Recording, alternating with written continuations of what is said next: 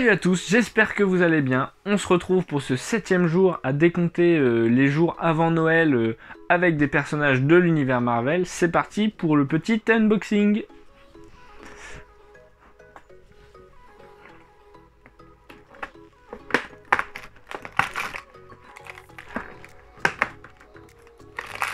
Et bien évidemment, oh bah c'est marrant dis donc. Un plastique vide, bon, très bien. Et bah y a rien d'autre, hein.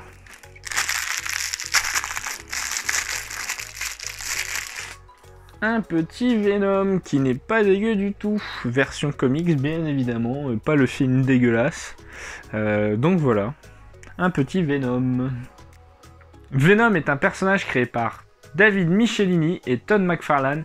Il apparaît pour la première fois dans The Amazing Spider-Man 252 avant même qu'il soit réellement créé, avec l'histoire du costume et du symbiote comme vous avez pu le voir pour le 6e jour du projet décembre. Mais la réelle première fois où Venom apparaîtra en tant que tel... Bref, tout ça pour dire que je voudrais bien qu'on vous considère en tant que tel. Et oui, en tant que tel, Venom apparaîtra dans le numéro de The Amazing Spider-Man numéro 300.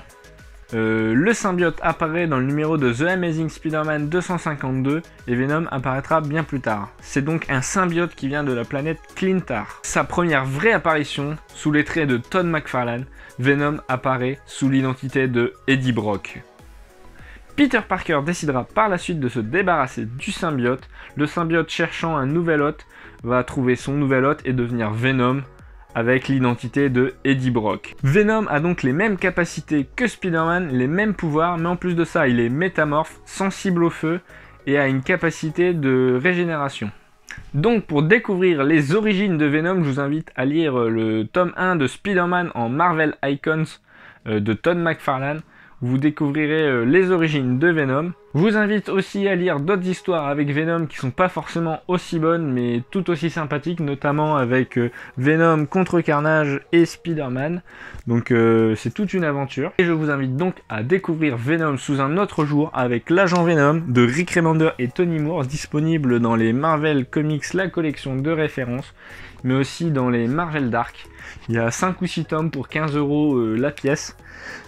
C'est une nouvelle histoire sur Venom. Venom, donc le symbiote de Venom, a été récupéré. Il n'appartient plus à Eddie Brock. Il appartient au gouvernement. Était utilisé par Flash Thompson, un ancien vétéran, ami de Peter Parker. Et oui, je dis ami parce qu'avant, bah, c'était pas son copain à l'école. Et donc, on découvre un agent secret avec plein d'armes.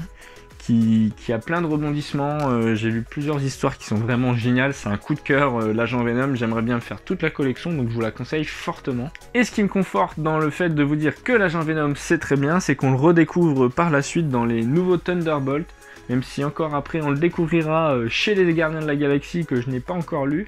Donc je pourrais pas vous dire si dans les Gardiens de la Galaxie l'agent Venom est aussi bien que dans les Thunderbolt ou dans sa série solo. Mais je vous invite vraiment à lire l'agent Venom. Si la vidéo vous a plu, je vous invite à laisser des pouces en l'air, à laisser un petit commentaire dans la vidéo, et je vous invite bien sûr à vous abonner si ce n'est encore fait, et bien sûr partager la vidéo. Et on se retrouve pour le prochain jour du calendrier de l'Avent du projet décembre. Ouais, c'est pas faux.